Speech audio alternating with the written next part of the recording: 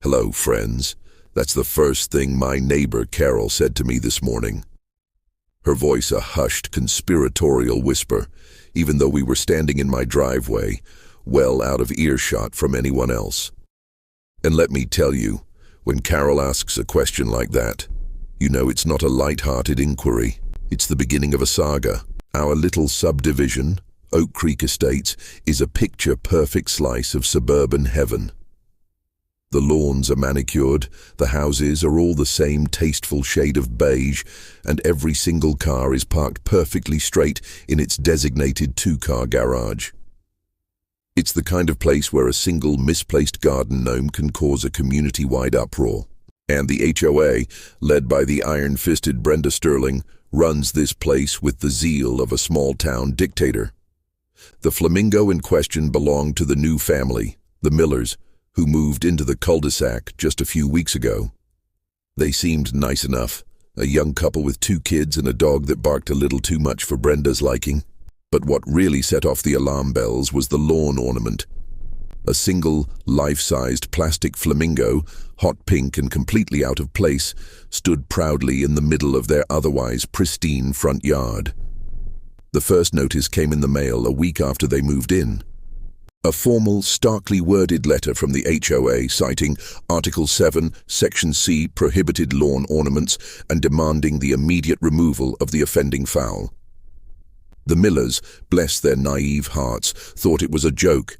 They didn't know Brenda Sterling. A few days later, a second, more threatening notice arrived. This one mentioned fines, $50 a day until compliance is met. The Millers' exasperation was palpable. Their Flamingo, which they affectionately named Phil, wasn't hurting anyone. It was just a silly, harmless piece of plastic. But Brenda didn't see it that way. To her, it was a slippery slope. First, a flamingo, then a blow-up Santa in July, then a yard full of tire planters. It was a challenge to her authority, and Brenda Sterling did not tolerate challenges. The tension escalated. The Millers, refusing to back down, decorated Phil. One day he had a tiny sombrero. The next, a little Hawaiian lei. The neighborhood watched, transfixed, a silent audience to this absurd battle of wills. We'd all had our own run-ins with Brenda, a too-tall mailbox, a basketball hoop left out too long, an unapproved shed. But the Flamingo was different. It was a stand. It was a rallying cry for all of us who had ever felt the oppressive weight of Brenda-s rule. Then came the night of the great Flamingo heist. I woke up to a frantic banging on my door at 3 a.m. It was Sarah Miller, her face tear-streaked and pale. "He's gone," she whispered, her voice choked with sobs. "Phil is gone." A search party composed of me, Carol, and a few other neighbors who were brave enough to defy Brenda scoured the streets. We found nothing. The next morning, a third notice, this one hand-delivered by Brenda herself, sat on the Miller's doorstep. It simply read, "Problem solved." The neighborhood was in an uproar. The silent war had turned hostile, but we were all too scared to confront Brenda directly. That's when Carol, bless her meddling heart, had an idea. Carol is the queen of Oak Creek gossip. She knows everyone's business, every skeleton in every closet. Over coffee, she told me about Brenda's prized rose bushes, the ones she spent hours tending to, the ones she bragged about at every HOA meeting. "She's obsessed with them," Carol said, a glint of mischief in her eye.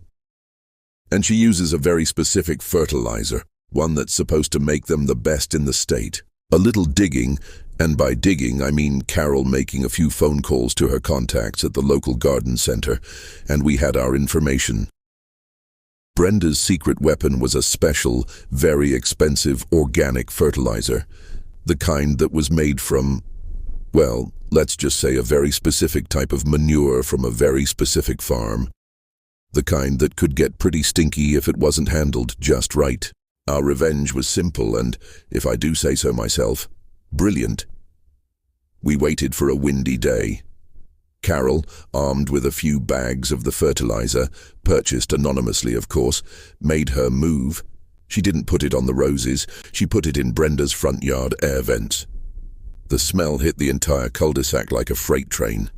It was the kind of smell that clings to your clothes, your hair, the inside of your nose. It was putrid.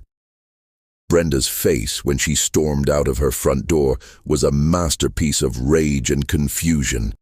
She stomped around, sniffing the air, unable to pinpoint the source. The finest moment, though, was when a large truck from the local garden supply company pulled up to the miller's house. The driver, a big guy with a friendly grin, got out and with a flourish presented them with a brand new, even bigger, plastic Flamingo. This one was wearing a tiny sombrero and a lei. "Don't worry," the driver said, winking. "The person who bought it said this one's on the house, and she said to tell you, some problems solve themselves, don't they?"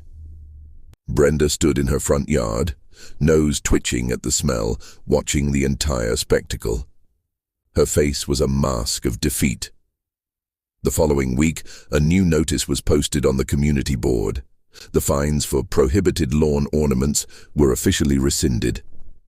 The miller's Flamingo Phil had won, and Brenda Sterling's reign of terror had finally, beautifully and odorously come to an end.